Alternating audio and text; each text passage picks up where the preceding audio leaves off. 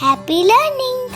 Hello kiddos, let's write the small letter W.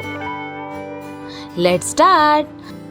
Start from the middle and make a slanting line down to the right.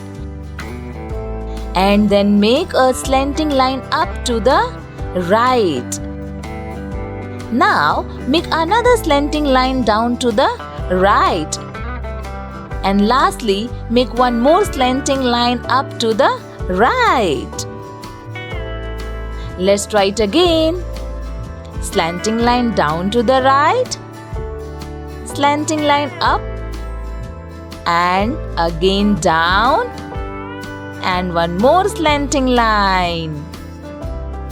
Now you try.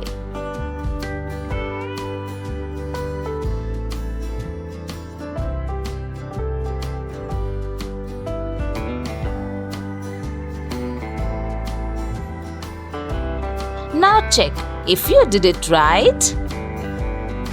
Well done! Now you know how to write the small letter W. Next time, we will write the small letter X. See you on our next video. Bye-bye. Thank you for watching. Like and share.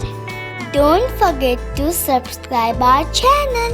Click the bell icon.